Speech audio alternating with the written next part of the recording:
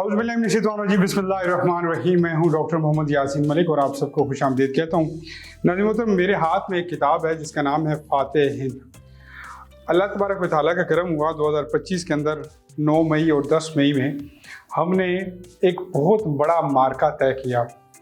उस मार्के के अंदर हमने दुनिया को ये बावर कराया कि एशिया का किंग हो या दुनिया के अंदर अपनी रिस्पेक्ट की बात हो तो अल्हम्दुलिल्लाह सुम्मा अल्हम्दुलिल्लाह हम ना सिर्फ डटे और खड़े रहेंगे बल्कि उसको भरपूर तरीके से डिफेंड भी करेंगे और दुनिया को ये बताएंगे भी कि हमारे अंदर कितनी कैपेसिटी है। उसमें बहुत कुछ हुआ, बहुत सारी चीज़ों के शेयर्स गिर गए और बहुत सारी चीज़ों के शेयर्स ऊपर चले गए। यहाँ तक कि सऊदी अरेबिया ने हमारे साथ हाथ मिलाया, मज़ीद हाथ मिलाया और अल्लाह तबारक व तआला के घर की जो सिक्योरिटी है वो पाकिस्तानी अफवाज के ज़िम्मे की। उसके अलावा बहुत सारी डेवलपमेंट हुई, जिस डेवलपमेंट को हम मद्देनज़र रखते हुए मैं ये बड़े जिसे कहते हैं खुशी के साथ ये कह सकता हूँ कि कल मैं जब बूढ़ा हो जाऊँगा, अल्लाह ने मुझे ज़िंदगी दी तो मैं अपने बच्चों को ये कहानी ज़रूर सुना पाऊँगा कि हमने वो दौर देखा है कि जब दुनिया सारी एक तरफ खड़ी थी और पाकिस्तान ने हिंदुस्तान को जो है वो ऐसा मारा कि मज़ा आ गया। लेकिन यहाँ पे सवाल ये पैदा होता है कि क्या पाकिस्तान आर्मी या हमारे जो इदारे हैं जिन्होंने इतनी स्टेट अवे पॉलिसी बाहर के ममालिक के लिए इख्तियार की गई है, जब आसिम मुनीर साहब बरसरे इक़्तिदार आए, आर्मी चीफ बने, तो सबसे पहले ईरान ने हमारे ऊपर हल्की फुल्की एयर स्ट्राइक बलूचिस्तान में की तो हमने उसको बड़े भरपूर अंदाज में जवाब दिया। उसके बाद हिंदुस्तान को मुंह की खानी पड़ी और उसके बाद अफ़गानिस्तान ने जब मुख्तलिफ बम धमाकों से पाकिस्तान को डीमोरलाइज करने की कोशिश की तो वो उसके घर के अंदर भी घुस के हमने उसको खूब मारा। लेकिन मुल्क पाकिस्तान के अंदर भी बहुत सारे मसाइल ऐसे हैं जिसके यहाँ ताकत का बहुत ज़्यादा इस्तेमाल किया जाता है। आजकल कश्मीर का इशू जो बहुत ज़्यादा हमें सुनने को मिलता है और वहाँ पे बहुत ज़्यादा मसाइल चल रहे हैं। इससे पहले पीटीआई के साथ जो कुछ हुआ ज़ोरे बाजू पे हुआ, उससे पहले टीएलपी के साथ जो कुछ हुआ ज़ोरे बाजू पे हुआ और यहाँ तक कि मलिक रियाज जैसे एक बड़े इंडस्ट्रियल या फिर आप कह सकते हैं एक बहुत बड़े इकॉनमी के बंदे को भी हमने खुडे लाइन लगाया just because of that point कि हमने अपनी पावर दिखानी थी। इन सब के लिए हमारे साथ गुफ्तगू करने के लिए आज मौजूद हैं वो शख्सियत जो कानून पढ़ाते हैं और ख़ुद बड़ा बेहतरीन तरीके से बोलते हैं। सैयद शाहिद गिलानी साहब, इनका मशकूर हूँ। आप सियासतदान भी हैं, आप बहुत सारी माशाल्लाह अल्लाह ने आपको सलाहियतें बख्शी हैं। उधर वाला अस्सलाम वालेकुम रहमतुल्लाह। कैसे हैं आप? ठीक हैं जी अल्हम्दुलिल्लाह। किताब बड़ा प्यारा टाइटल और ये क्या कहते हैं इसकी बड़ी पिजराई भी हो रही है, इसको पढ़ा भी जा रहा है। आपको मैं मुबारकबाद भी देता हूँ इसकी। मुझे वाला ये फरमाइएगा कि ख्याल आता है इंसान के दिमाग में, खैर है मुझे भी बड़ा खुशी हुई। हम छोटे लोग छोटी सी वीडियो बना देते हैं और अपनी आर्मी को खराज तहसीन पेश करते हैं। आपने माशाल्लाह पूरी किताब लिखी और लफ्ज़ ब लफ्ज़ बड़ा मज़े का लिखा, तो कुछ सोच के लिखा या बस दिल किया और लिख दिया? असल में जी बुनियादी तौर पे तो आदमी का दिल पहले हरकत करता है, उसके बाद ही फिर ख्यालात जन्म लेते हैं जी। तो अल्हम्दुलिल्लाह ये जो 2025 में 10 मई वाला वाक़या हुआ जी, वो एक ऐसी ख्वाहिश थी हमारे पूरे पाकिस्तानियों की कि किसी तरीके से हम जो 71 में हमें साजिशों का शिकार किया गया उसका कोई बदला चुका सके। और मैं समझता हूँ कि मैं मोदी का भी शुक्रगुजार हूँ कि उसने हमें मौका फराहम किया कि उसने हम एक बार हाथ धो सकें। पहले ये समझा था कि एक मरतबा उसने जो कार्रवाई की तो चलें जी वो 2-4 दरख्त मार के चला गया, उस वक्त हमने उनको जाने दिया। लेकिन इस मरतबा शायद उसको इल्म नहीं था कि इस मरतबा उसका वास्ता जिस जनरल से पड़ा है वो कुछ मुख्तलिफ किस्म का, वो बहाने नहीं बनाता कि मेरे टैंकों में तेल नहीं है। हाँ नहीं, वो ना तेल है, वो ना कहता है मैं लड़ नहीं सकता, तो बहुत बड़ा है इंडिया हमारा, उनका क्या इकॉनमी और ये वो हमारी इकॉनमी कोई नहीं है, उनके $100 बिलियन है। उसने कहा जी हमारे पास अगर $1 मिलियन भी है तो हम तुम्हें सबक सिखाएंगे। तो मैं समझता हूँ कि इस अहम मौके पे जिस तरह पाकिस्तानी कौम ने अपनी अफवाज का साथ दिया, बल्कि अपनी बंदूकें लेके तो क्वाड जो कॉप्टर थे उनको मारना शुरू कर अपनी जेरे निगरानी एटम अपनी जेरे निगरानी बम चलवा रहे थे। वो बिल्कुल सारा काम कर रहे थे। लगता यूं था कि जैसे हर आदमी जो है वो पाकिस्तानी फौज का कमांडर बना हुआ है। जी, और ये करें वो करें। स्क्रैप किसी खेत में मिला और वो बंदा पूरा वो टैंक उठा के घर चला गया और फिर उसने किसी कबाड़ियों को बेच दिया। और ये पाकिस्तान के अंदर हो सकता है, ये किसी दुनिया के मुल्क में हो ही नहीं सकता। और सबसे ज्यादा जो मैं समझता हूँ कि कॉन्फिडेंस वाली बात है और मेरे लिए बात से फख्र भी है कि किसी ने पूरे इस जंग के दौरान किसी भी शहर में सायरन नहीं सुना कि जनाब हमला हो गया है। ना कोई लाइट ऑफ कराई, लाइटें भी जलती रही, कोई सायरन भी नहीं हुआ और उनको फैंटी भी लगाते रहे और उनको बता के मारते रहे। और फिर उन्होंने खुद DGISPR साहब का बेहतरीन लाइन के जस्ट वेट एंड वॉच, वो उनकी, और मैं समझता हूँ कि ये हमारी प्रिपेयर्डनेस है, जो हमारी तैयारी थी इस सारे मरहले पे, उसने बहुत से ऐसे जो सेकुलर अनासर थे जो बड़ा अरसा से फौज के ऊपर तनकीद कर रहे थे, जी बड़ा बजट खा जाते हैं, वो जी DHA के प्लाट ले जाते हैं, जी ये बन गया है वो बन गया है, उनके मुंह पे भी तमाचा पड़ा। हाँ, इनको तो जंगें लड़ना नहीं आती, उनको कि जी जंग हमारा उनका कोई मुकाबला नहीं है, हमें सुलह कर लेनी चाहिए, उनको कश्मीर उनका दे देना चाहिए, हमारा कश्मीर हमें लेना चाहिए। और ये आप देखें कि जब जनरल आसिम मुनीर ने ये कहा कि ये कश्मीर भी हमारा है, हम लेंगे, उस वक्त से ये जो एक्शन कमेटी है वो हरकत में आ गई है। उन्हें पता चला कि ये काम खराब हो जाएगा। और लेकिन सीधे साहब ये आसान नहीं है कि जो भी बात करे, एहतजाज करे, आप उसको कह दें कि ये भी एजेंट है, नहीं, ये भी गद्दार है। ये मुश्किल है जरा, मतलब इतना बड़ा कश्मीर, इतने ज्यादा लोग, या फिर आप ये कह सकते हैं कि 4-5 लोग आगे गद्दार हैं, पीछे सारा कश्मीर उनके चल पड़ा। नहीं जी, कश्मीर जो है वो तो आम आदमी जो है उसको तो इल्म नहीं होता है कि वो कहाँ जा रहा है। ठीक है, ये एक खास तरीकाकार है जो काम करते हैं। वो पहले लोगों को इकट्ठा करते हैं, ठीक है, कभी किसी दौर में दीन के नाम पे इकट्ठा करते थे, ठीक है, फिर जनाब उन्होंने कहा जी बस जी, कभी वो नबी अकरम सल्लल्लाहु अलैहि वसल्लम का नाम इस्तेमाल करके लोगों को इकट्ठा करते हैं, कभी मसाइल के हवाले से इकट्ठा करते हैं, कभी महरूमियों के हवाले से इकट्ठा करते हैं। मुझे आप ये बताएं कि मैं और आप यहाँ पिंडी में बैठे हुए हैं, इस्लामाबाद में हैं, क्या यहाँ के स्कूलों में पूरे टीचर मौजूद हैं? क्या यहाँ पे अस्पतालों में दवाइयाँ मौजूद हैं? क्या वहाँ पे डॉक्टर मौजूद हैं? क्या हर आदमी बरसरे रोजगार है? क्या हर आदमी को मेडिकल फैसिलिटीज अवेलेबल हैं? क्या उसको इक्वल अपॉर्चुनिटी मौजूद है? नहीं है, महरूमियाँ है, ये हर जगह है। ये अमेरिका में भी लाखों लोग जो है वो सड़कों पे सोते हैं, जी जी, वो होमलेस उसे कहते हैं, जी जी, और वो गोरे भी हैं, काले भी हैं, जी जी। बस तो अपॉर्चुनिटी जिसके पास होती है। इससे कतई ये मुराद नहीं है कि आपके पास अगर किसी चीज की खर्च कम है तो आप अपने बाप के गले पड़ जाएं जी, कि जी मैं जनाब तू पैसे क्यों नहीं देता मेरा। हाँ, हमारे साथ तो ये हो रहा है। जी जी, और ये एक चंद लोग हैं जो कि मुख्तलिफ लोगों के हाथों में इस्तेमाल होते हैं। अगर ये हो रहा है तो पहले कुछ अर्सा पहले भी तो हुआ ना, पहले फिर इनके मुतालबात माने क्यों गए?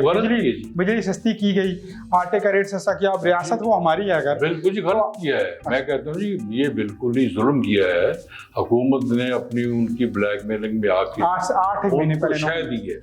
हाँ। आप देखें कि एक जो आपका मंगला डैम का जो यूनिट है वो 15 रुपए का पड़ता है, कॉस्ट करता है, आप उनको 3 रुपए का दे रहे हैं, 2 रुपए और कुछ का दे रहे हैं, आटा उनको आप फ्री दे रहे हैं। कल पंजाबी ये कहेंगे कि जनाब क्योंकि हम आटा पैदा करते हैं हमें 2 रुपए किलो आटा दें, हम चावल पैदा करते हैं हमें 5 रुपए किलो जनाब चावल दें। कल पिंडी ये कहेगा कि जनाब यहाँ से क्योंकि गुजर के जाते हैं KP वाले सारे लोग और कश्मीर वाले, हमें जनाब फी बंदा 500 रुपए टैक्स दें। इस तरह तो मुल्क नहीं चलता है।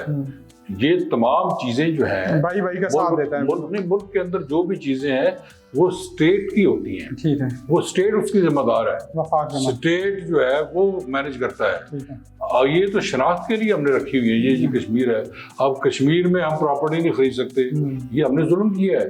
पता नहीं किसने कानून बनाया है, लेकिन वो यहाँ पे आके हमारी प्रॉपर्टी भी खरीदते हैं। नहीं, हमें वहां पे जाना चाहिए था। अब देखें ना, यही सेंट टॉरस अगर मुजफ्फराबाद में बना होता, कितने लोगों को मौके मिलते, कितने लोगों को अपॉर्चुनिटीज मिलती। हाँ सरदार यही जो प्रॉपर्टीज हैं अगर वहाँ पे खरीदें लोग, वहाँ पे बड़े बड़े इदारे बनाए, बड़े बड़े होटल्स बनाए, बड़ी बड़ी इंडस्ट्री लगाएं, तो आप देखें कि वहाँ पे के जो नौजवान हैं जो बिल्कुल बेरोजगार हैं, जिनके पास ना ज़राअत है, पहाड़ी इलाका कोई ज़राअत नहीं हो सकती है, ना वहाँ पे इंडस्ट्री आप लगने देते हैं। मेरा ये मानना है ये कंपैरिजन गलत है। अगर हम आपस में भाई हैं तो मुझे तो लगता है कि ये बात करना ही गलत है। आपकी एक बात से मुझे बड़ा अच्छा वो हुआ कि हमें भी वहाँ पे प्रॉपर्टी खरीदनी चाहिए।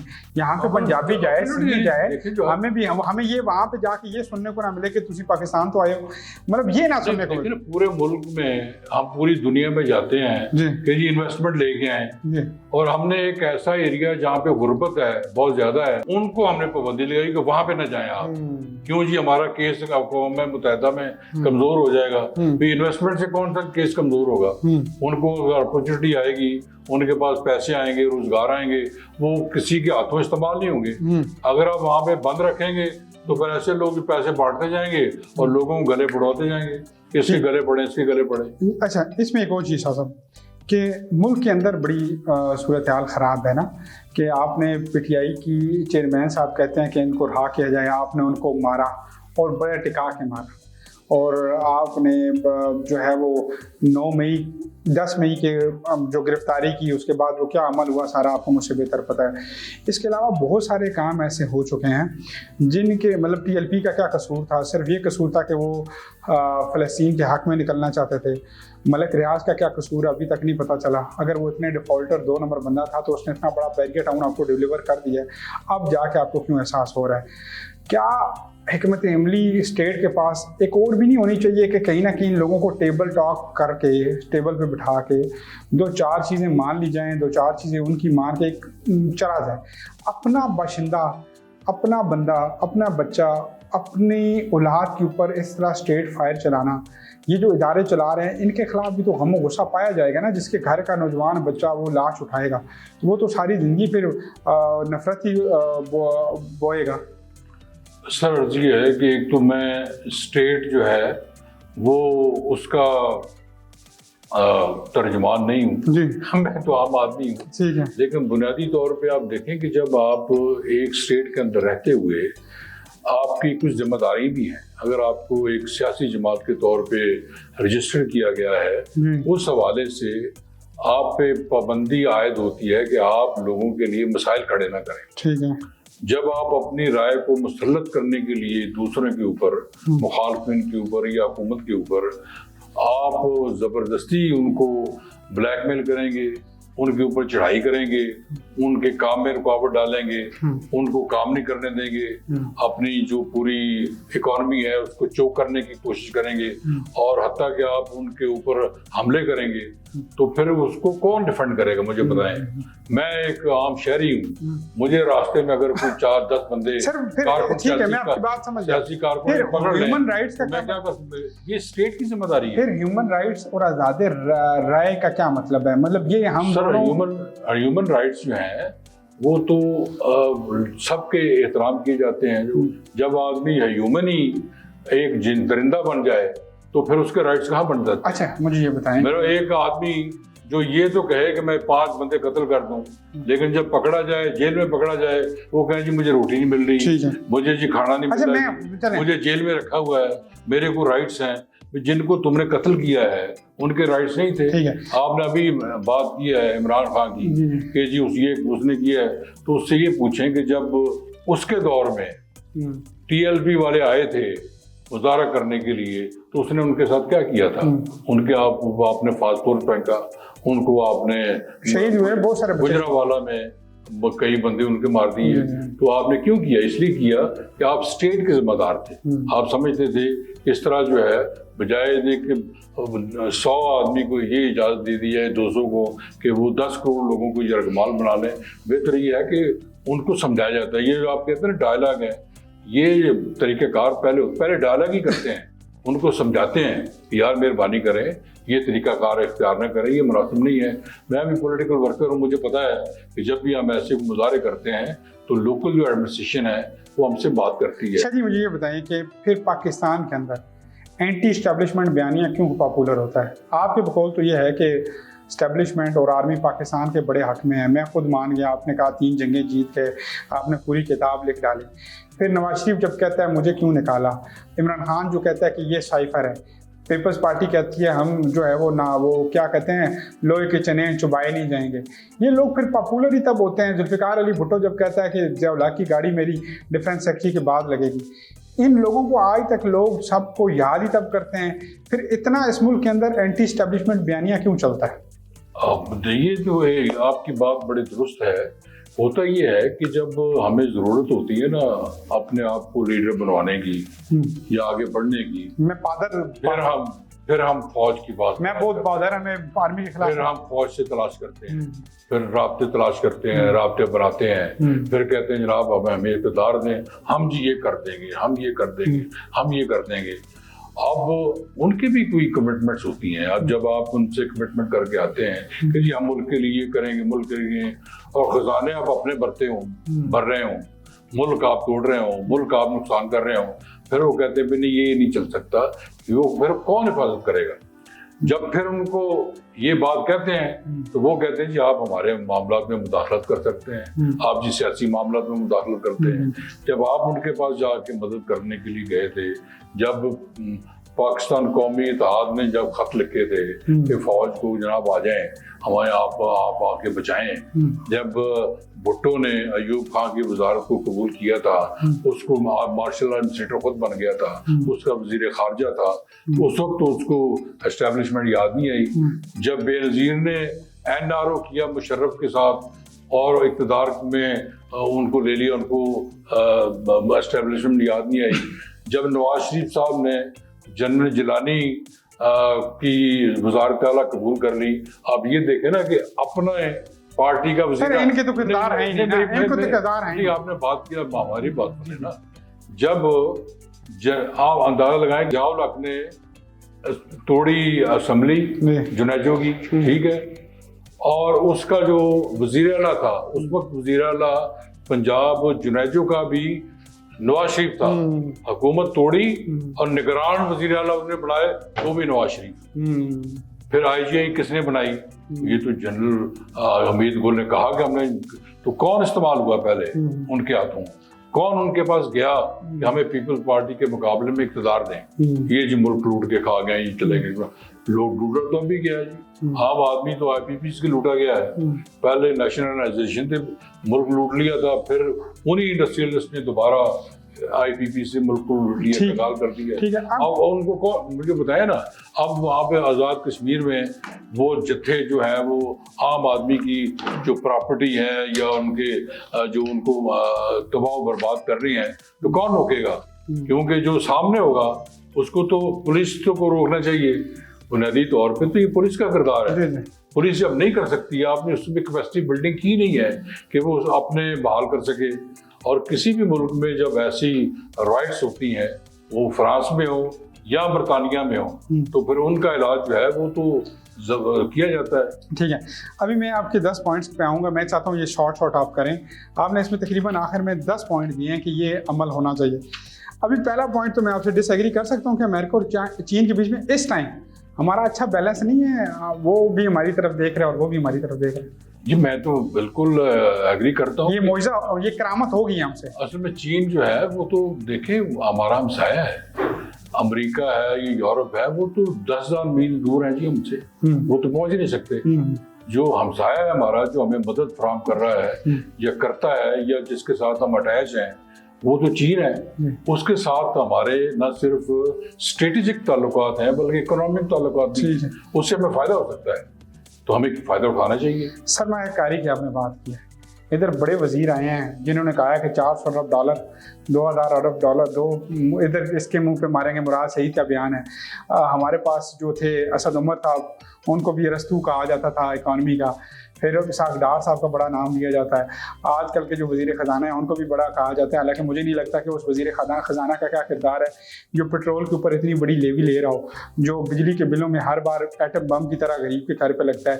तो इनका क्या है किरदार कि ये बाकी कहाँ से इनके सोर्सेज, कोई सोर्सेज नहीं है सिवाय बिजली के बिलों के और पेट्रोल से, जो दोनों आवाम की ज़रूरत है उनमें से पैसा निकालेंगे। आप क्या समझते हैं कि ये जो सरमायाकारी वाला सिस्टम है, इसके अंदर ये जो पॉलिसी इस वक्त इस्टेब्लिशमेंट की या हुकूमत की चल रही है, ये अगले 10 सालों में हमें कुछ मुतमिन कर पाएगी, कुछ सुकून हो पाएगा इस मुल्क के अंदर?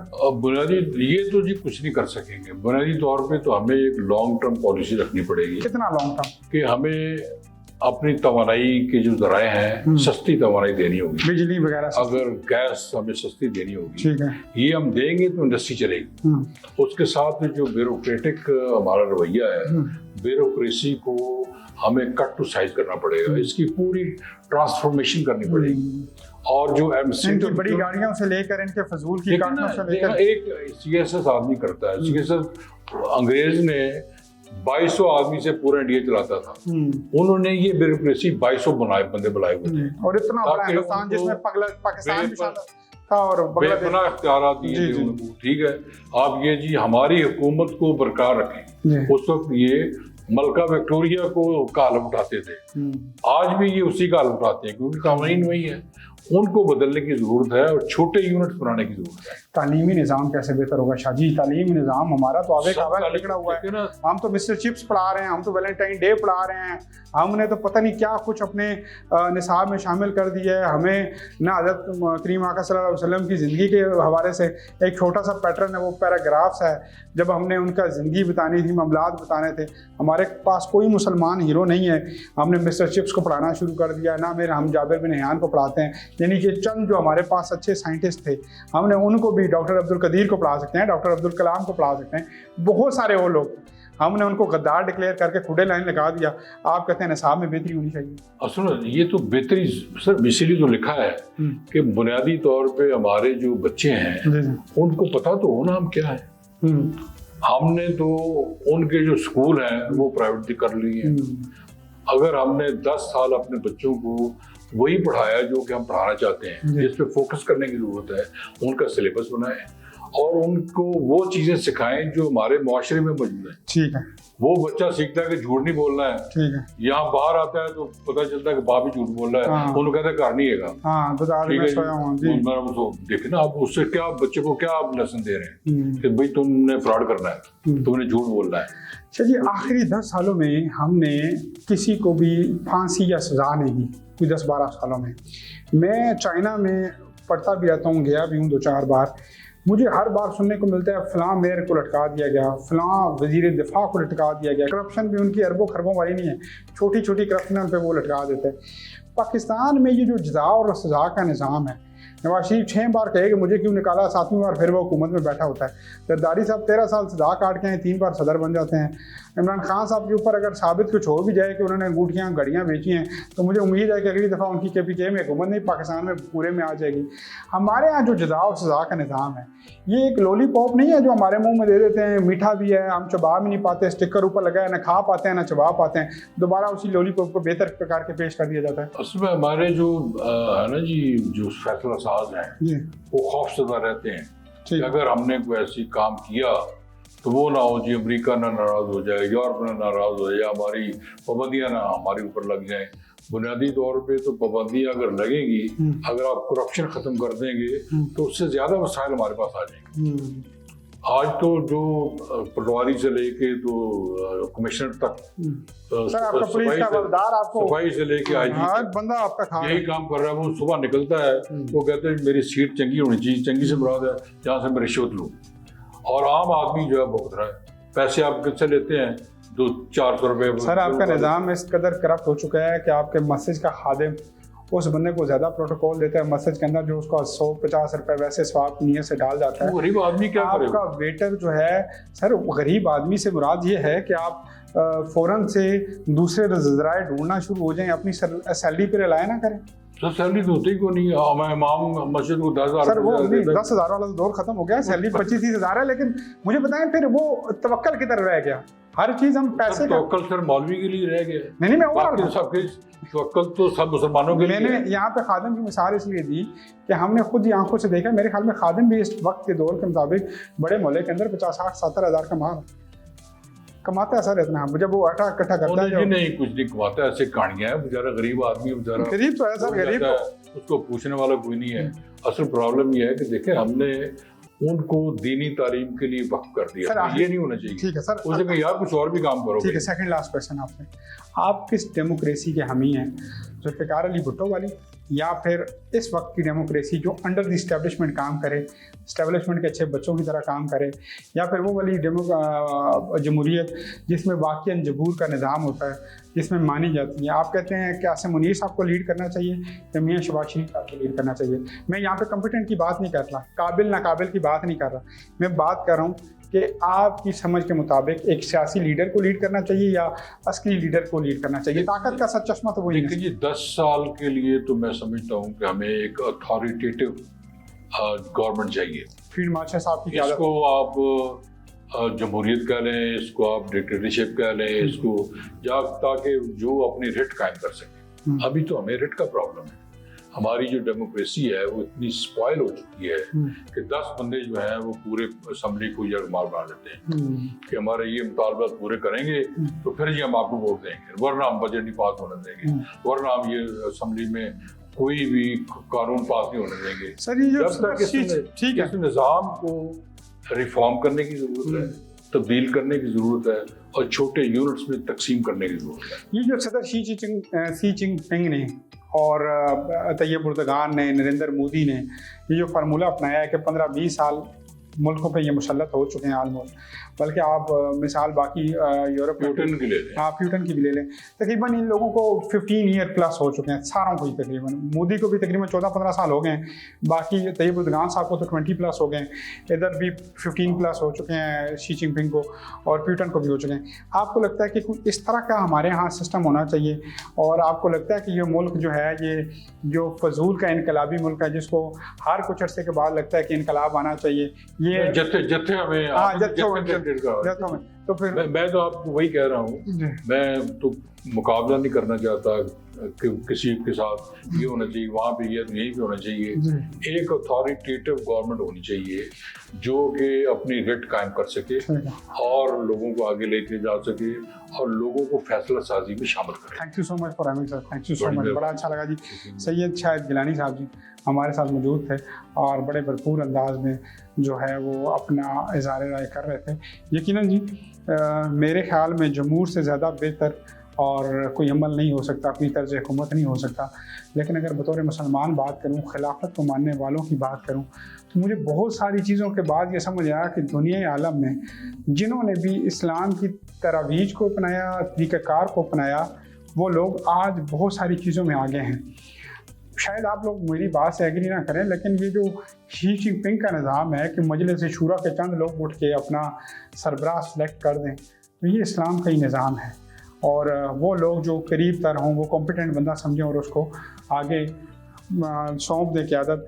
शायद गिलानी साहब से मज़ीद इंशाल्लाह अगले प्रोग्राम में इस हवाले से हम लाजमी गुफ्तगू करेंगे कि तर्ज हुकूमत पाकिस्तान को कौन सा सूट करता है। यहाँ पे कभी बलोची का नारा लग जाता है, कभी पठान का, कभी कश्मीरी का, कभी पंजाबी का। मुझे दीजिए इजाज़त, अगले शो में दोबारा मुलाकात होती है। अल्लाह हाफ़िज़।